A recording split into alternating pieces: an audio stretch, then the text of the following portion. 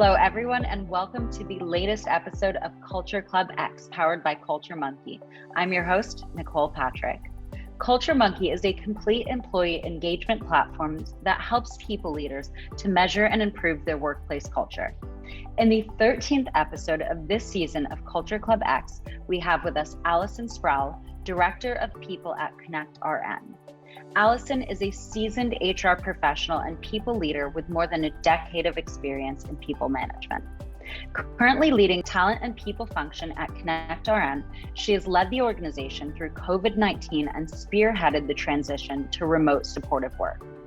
Allison is a people-centric leader who believes in a human-first approach, advocating for employee well-being and amplifying voices from underrepresented groups. Prior to her current role at connectRN, she served as the head of people at CozyKin and worked on the global talent acquisition teams at EF Education First and Cengage. Allison is an alumni of Florida State University, and she is also an SHRM-CP certified HR professional. Allison, it's a pleasure to have you here with us, and welcome again to Culture Club's video cast on the impact of remote hybrid work culture on the modern workforce. Thanks for the invite, Nicole. I appreciate you all asking me to be here. Yeah, so before we begin, please tell us a little bit more about yourself and your organization. Yeah, so I think you just covered most things about me. My name is Allison Sproul, although I am from Florida in the United States, very small town that most people haven't heard of. I've been living in the greater Boston area now for the past 8-ish years. I began my HR career actually over in Shanghai, China, before moving here. So that's where some of the international elements come in. And currently I am leading the people and talent function here at connectRN. And we have an app that connects nurses and aides across the United States to each other, as well as flexible working opportunities that make the most of, their life schedules and creating work-life balance for themselves. That's amazing, and that's very important work and a really great app that's out there and resource. So we're very excited to have you and hear more from you. So let's begin.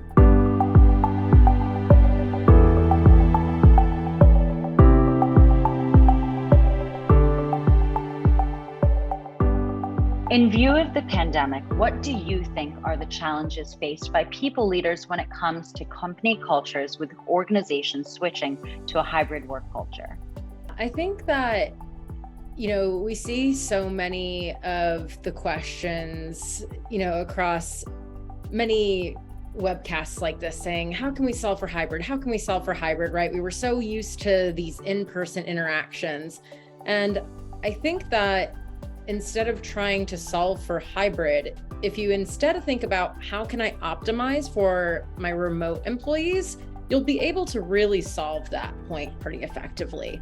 Because obviously when you have those folks who are in person, it's a lot easier to be able to interject in a meeting and say, oh, hey, Lexi or Allison isn't here yet, let's hold to wait on them. Whereas if someone is fully remote, it can be a little bit easier to be out of sight, out of mind. And so if you are keeping up with the needs of your remote, or especially if you have any fully remote employees, you are by default going to solve for all parties involved. And so things about, getting a little more granular, right? And if you're in a meeting, making sure that you're pausing before starting to make sure that everybody in the room who should be in the room is there. If you're making a big group decision, but you haven't heard from those parties online because maybe there's been a really quick revolving conversation in the office in person, taking a pause to say, hey, I know we've got a few folks on Zoom or Teams or whatever, video platform your company uses here and want to get, some of their feedback too. And so by taking that quick pause and getting that buy-in from those who aren't physically in the room, I think helps to really solve a lot of those challenges. Totally. I was speaking with another guest, probably like 5 episodes earlier, and they mentioned that they had all of their meetings start on the 5, so 1:05, 2:05, so that their remote employees who might be in a really quick turnaround would have that time to take a second, maybe say hello to everyone if they do have, if they're there at 1, but make sure that everything starts a few minutes later so that really everybody can be present and not be flustered like, oh my gosh, I just got out of this Zoom. Now I'm going on to the next Zoom. Everyone else is in the office right now. I'm the odd one out. I'm just going to be quiet and sort of sit in the corner right now. That's interesting. I do the exact opposite in my calendar where I have the default in Google set to sending invites for only 25 minutes or 50-minute meetings. So that way it builds out that buffer. I'm working with an executive coach who has a lot of degrees, but one thing that she's really preached to help reinforce with me, to help reinforce with our team, is by building in that buffer time, it really helps you, be able to mentally reset and also prepare for that next meeting. And an additional, not consequence, but like the positive form of consequence is that by creating in that buffer time, you're also actually addressing a gap for your neurodiverse employees who may need that extra recoup time to be ready for their next meeting too and laying things out. So absolutely, totally. Just adds a nice extra layer. Yeah, exactly. And that should be something that nowadays is just, regardless of if you're working remote or not, you should have that little bit of time to sort of reset for everybody. It's important.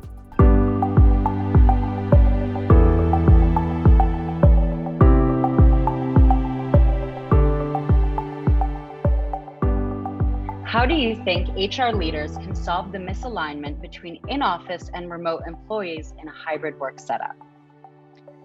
Yeah, so easier said than done is the short answer, right? But I think really in 2 ways. So when you start to see misalignment, oftentimes it's because there's been a disconnect somewhere within your internal communication strategy. And so if you haven't sat down with the rest of the leadership within your organization and determined, okay, and of course it'll vary if you are an earlier stage startup versus a massive, global workforce, right? Some may choose to do asynchronous announcements in Slack. Some may choose to make major announcements via email, as opposed to just in person, right? So you're not having anybody miss that information. You can also make sure that some of those big ticket items are recorded on a Zoom meeting, a WebEx, a Teams, whatever. And so really thinking about not only am I able to deliver this message to all parties, but also thinking about the timing of it as well.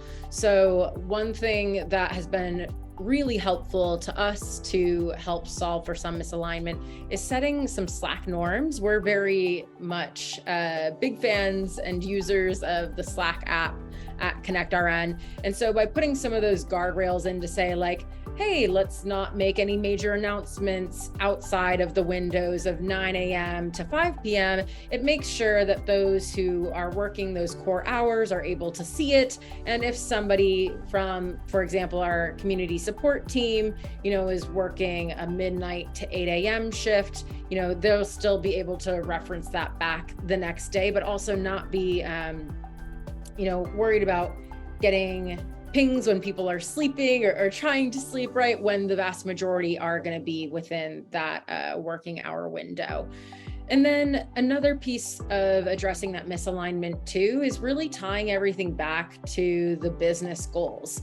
So, if you don't have a consistent capture method or a place where your goals live, it makes it really difficult for employees to reference back to, oh, okay, well, Sarah was told this in the office, but I was told this online. And so if Sarah and Mary don't have the same place to reference back to and be able to draw from, this is our North Star, it makes a lot of difficulty. So having that centralized place, whether that be an intranet, or a lot of folks will utilize HR technology to put our goals in there, not only for performance goals of business needs, but also individual developmental goals is another piece there too, to make sure that if you have a manager and direct report who are maybe remote versus in person, they're still able to connect and still see in that one centralized place where to go for their answers, and just help create that alignment a little bit better. It's so great that nowadays there are those technologies that you're able to really have everything centralized and streamlined into one place, especially when everything is when the rest of the world is so disaligned right now. It's good to have, one place that even if you're at work, in the office, or if you're at home, you can have, like you said, have that North Star. For sure. And even backing up a little bit further from that too, kind of step one of that is obviously setting the goals, right? Yeah. So, I mean, it sounds kind of obvious, but like if you're just running, right, and not taking the time to reverse engineer it and break it into those smaller, more digestible chunks for folks, that will also aid in creating that greater alignment between the two employee groups as well. Absolutely. And especially now that there are people that are onboarding fully remote and they haven't gotten to be in that office and kind of see, okay, well, everyone is sort of following this path. This is the path that I should be on. These are the things that seem like the major goals of the company or goals of our office. It's, now more important than ever to sort of break it down and say, okay, so where you can see everything, this is what's going on.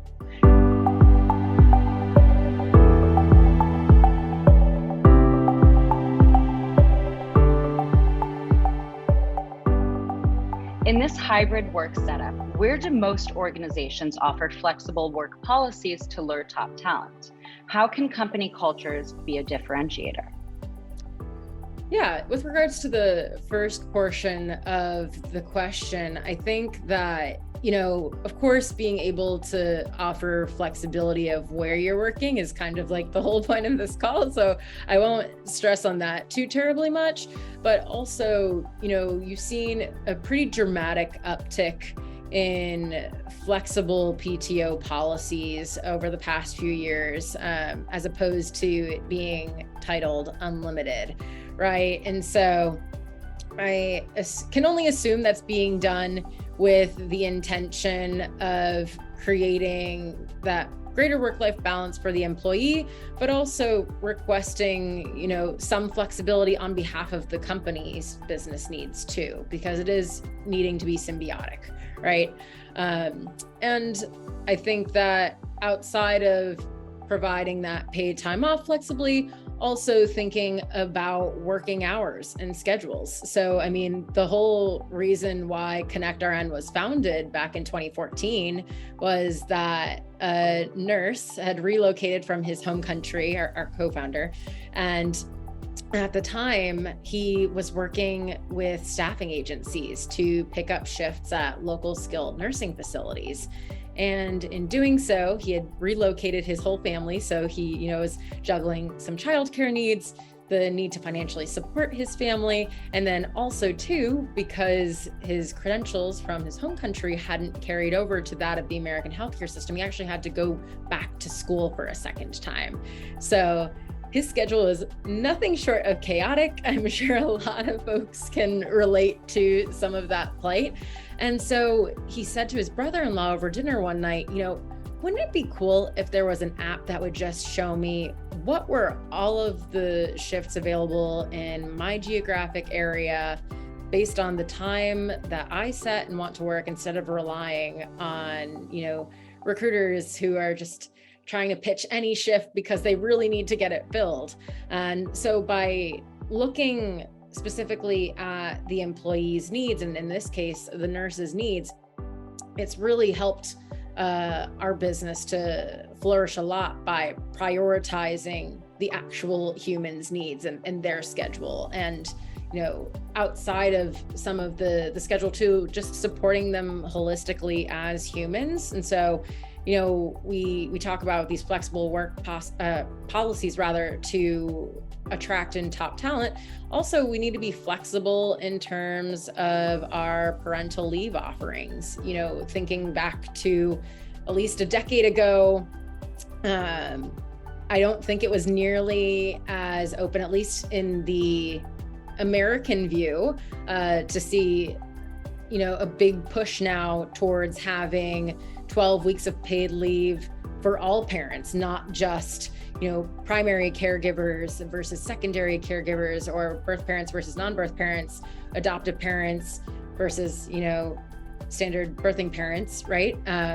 It's now getting to the point where the diversity, equity, and inclusion teams have been able to influence some of these more flexible working policies across the company, which is really exciting to see. And then for the second portion, or with regards to the question of how can company culture be a differentiator, I really think that, culture is everything, right? So whenever you are looking at joining a new company, if you're not going to be excited about the product or the service that they're offering, it's much less likely that you're going to want to move forward with that job. Of course, that does happen, right? If you can see enough dollar signs, you're like, well, let me try this out. But, a lot of statistics show that in the long term, and particularly for millennial workers and Gen Z, they're really seeking that bigger purpose.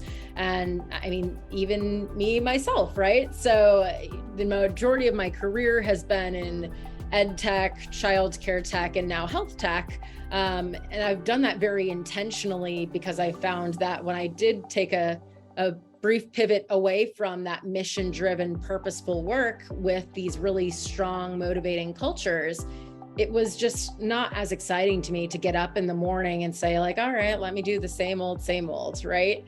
But when I think and pause, like even today, if I'm dealing with a tricky employee relations issue or some kind of baffling question on compliance policy, I think back and say, okay, like I'm going through this because I'm really committed to creating better lives for nurses in the US. And so that really keeps me going with my little drum beat, right?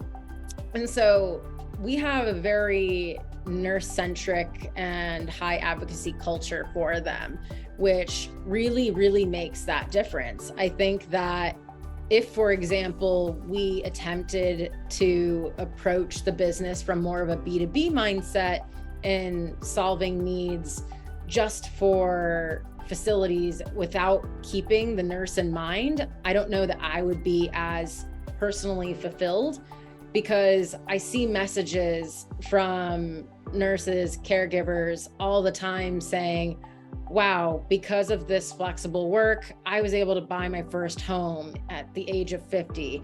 Or, wow, because of these flexible working opportunities, I was finally able to get my son everything on his Christmas wish list this year. And that's freaking powerful, right? So, in the absence of not having the culture that is really driving to solve a big problem, I think that you can just get into the habit of becoming a little bit more comfortable. And yes, that is one way to live. But if you really want to be a differentiator, you need to clearly articulate what is your culture, what problem are you aiming to solve, because that'll really help to articulate what your employee value proposition is.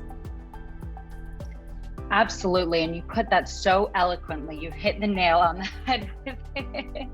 It's so, nowadays, people really are not working for a paycheck the same way that they used to and that the generations before us did.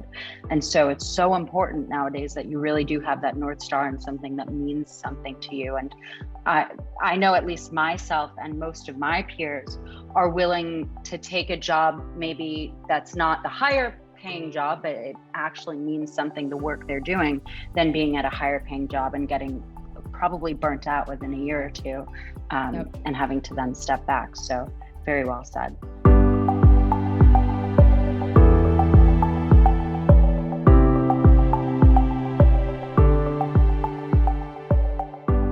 The hybrid work culture has forced organizations to take a hard look at their employee relationships and cultural practices. What can organizations do to truly improve the employee experience and retain top talent?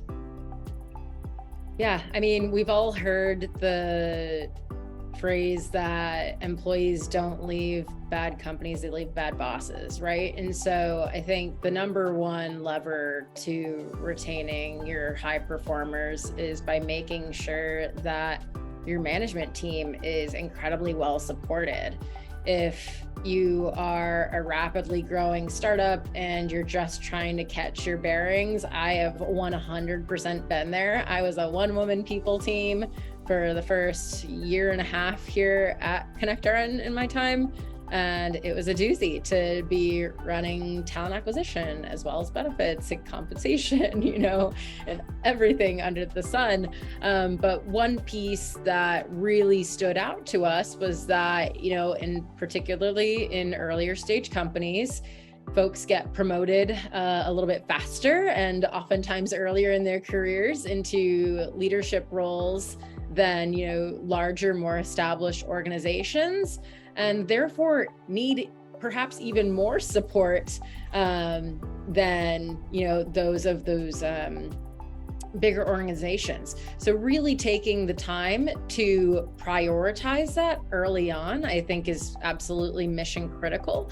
And if you personally do not have the bandwidth as the HR people operations leader of that company to facilitate it, or perhaps you are earlier in your own management journey, you can always look into outsourcing that, because there are just so many phenomenal facilitators that you can network with on LinkedIn and elsewhere to help build out content or workshops for your team. And that can be done, as one-off topics that you highlight, but you can also, come up with curriculum yourself and think about how each topic can build upon each other, particularly if you're using the same facilitator to be able to scaffold that learning. With regards to the employee experience part of the question, I think there are many ways you can address trying to improve the employee experience. And I think that before asking what can I do to truly improve the employee experience, you need to pause and instead ask your employees, right? So they have to be able to tell you what's going on in their minds for you to become that diagnostician and determine, okay, what are our areas of opportunity here to address? And so, I would really strongly recommend kicking things off with an engagement survey, and then not just sitting on that data, but actually reading the comments, utilizing the answers that, your employees arm you with to highlight.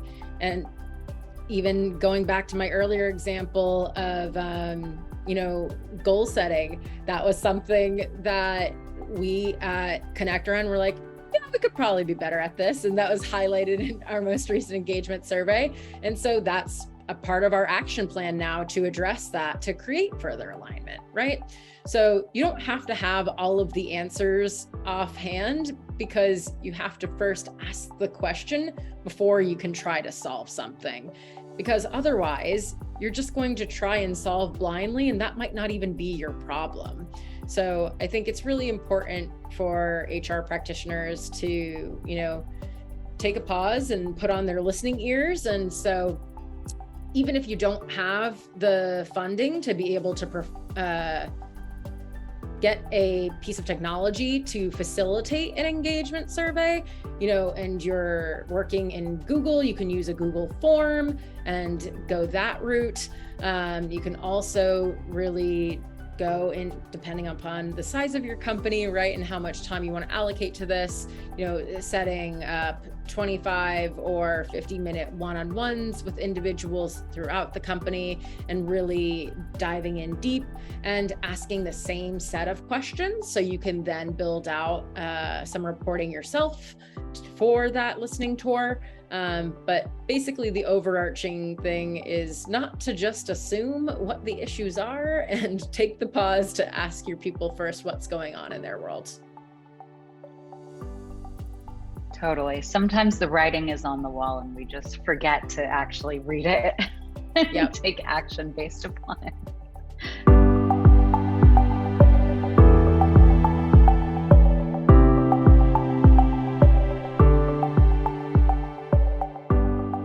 How do you think the hybrid workplace culture has impacted the role of people leaders? And what are the additional things leaders should be open to embracing to cater to the needs of their employees in a hybrid work setup?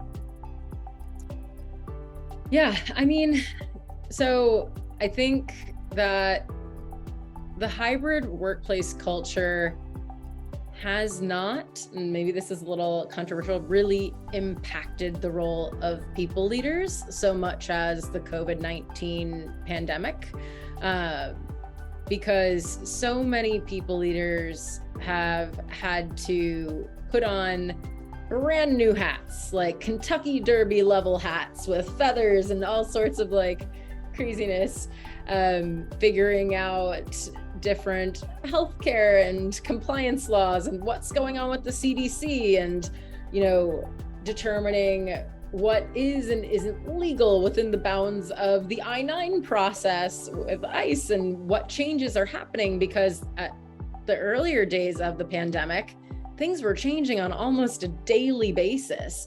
And so just keeping up with everything was incredibly overwhelming.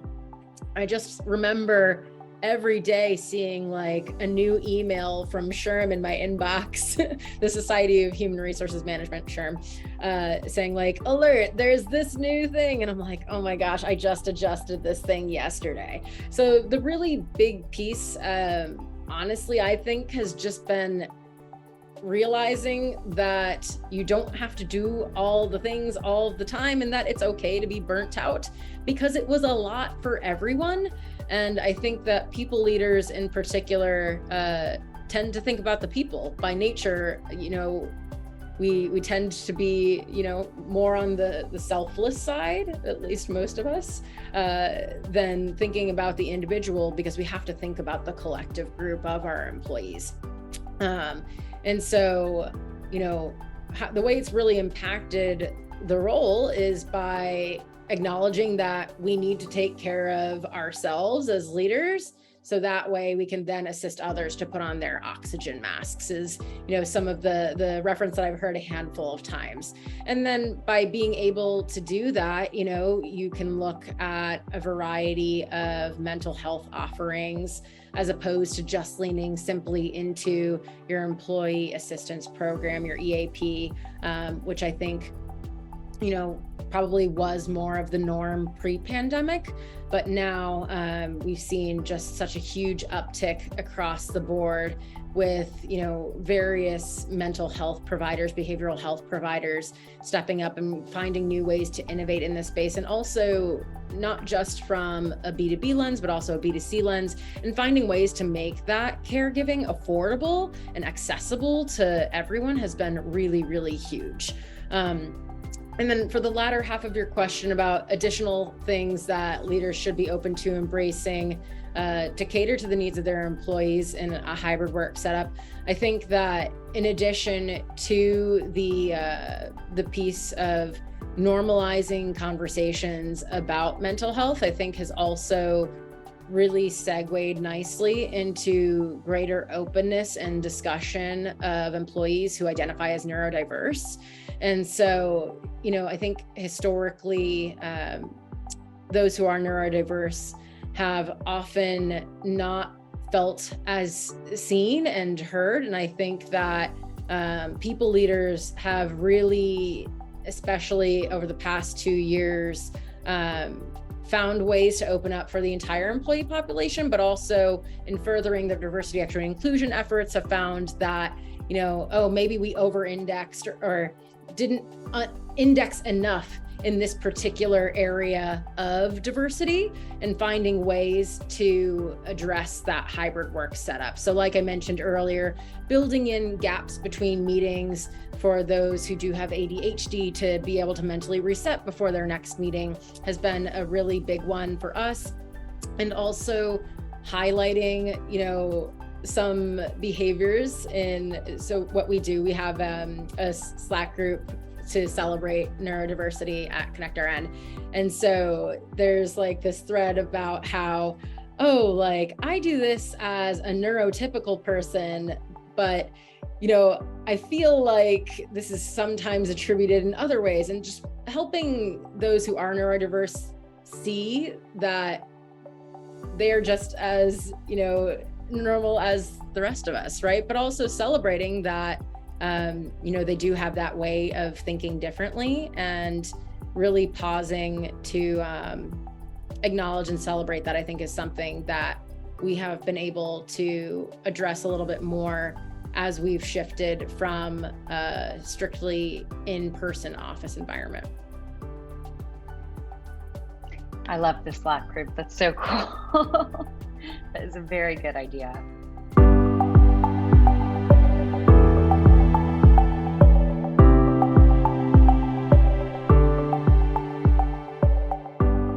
How do you think leaders can address burnout and attrition issues in the hybrid work environment, and how can technology solve that problem from your perspective? Yeah, so kind of timely with what we were just talking about. Being able to model the behavior that you want to see from the top down is absolutely critical. If your CEO, COO, anybody in your C-suite really is like burning the candle at both ends, never taking any time off, sending emails really late, the employee population will feel that. It will trickle down, and there will be pressure to respond that quickly, right? And when you have that trickle down and people are starting to feel that pressure, they start to feel burnt out. People who are burnt out become disengaged, and therefore oftentimes end up resigning.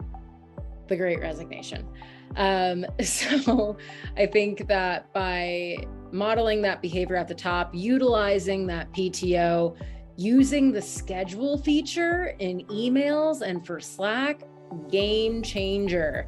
I think especially for parents who end up working odd hours, right? If you have, younger children who are keeping you up at random hours, and maybe the only productive time that you have is like 5 a.m. before they wake up, but perhaps some other employees aren't in that stage of life, and are looking to clock in around 9. They're probably still asleep at that point. Maybe they're working out, who knows? But being able to schedule those messages can really be super helpful, especially if you're in a managerial role. And, using technology to solve those problems. I mean, you can automate so many things now, whether that be a Slack message to go out, you can have reminders for different tasks. And so by taking the time to block out your calendar efficiently, even if you do have something come through, you won't be able to necessarily mentally reset in time for your next meeting at all times. So by taking that time to pause, and utilize task reminders, put it in your calendar for a later time, include blocks for breaks within there too, I think will really be incredibly helpful. Some companies have issued no meeting days or no meeting hours to help address some pieces of burnout. So those are just a couple things that I've seen across at least the tech industry that have been pretty successful. Absolutely. And that's where tools like CultureMonkey come in, where just like we were saying earlier, you can use pieces of tech to constantly check the pulse of your employees and actually take that feedback and, most importantly, act upon it once you receive it. So it's an exciting time to, be in this place right now and have all these tools to help and actually, put them into action in real time. Well, those were indeed some very great insights that you covered about managing employees in a hybrid work setup. And it was so interesting to hear your take on a topic that's so relevant today. Balancing a remote hybrid workforce and catering to the diverse needs is one of the major topics on the minds of people leaders across the globe today. With changing times and workforces, people leaders need to adopt frequent listening techniques to understand the sentiment and pulse of their organization. This is where a platform like CultureMonkey steps in and saves the day. CultureMonkey's employee engagement platform seamlessly enables HR leaders and managers to listen to their employees' needs, analyze their feedback, and act on them in real time. So if you want a super swift tool and to improve your company culture, visit www.culturemonkey.io today. With that being said, thank you so much for your time, Allison. This has been such an engaging and interesting discussion. I'm sure our viewers will agree too. Most definitely. Thank you so much, Nicole. Yeah, and so before we finish, please let our viewers know how they can reach out to you or contact you in case they want to share their thoughts. Yeah, so LinkedIn is always the best way to reach me. Since I kind of grew up on the talent acquisition side of HR, I basically live on LinkedIn. I had somebody ping me at 9 p.m. on a Friday night a couple weeks ago saying, "Hey, saw you were online too. What's up?" And I'm like, oh no, why am I doing this to myself? But LinkedIn, you can search my first name, Allison, Allison, last name Sproul, Sproul. And the username is just People X Enthusiast. So yeah, look forward to connecting. Great. Well, thank you so much again. This was a really interesting episode, and that's all we have for you in this episode of Culture Club X, powered by CultureMonkey. Until next time, this is your host, Nicole, signing off.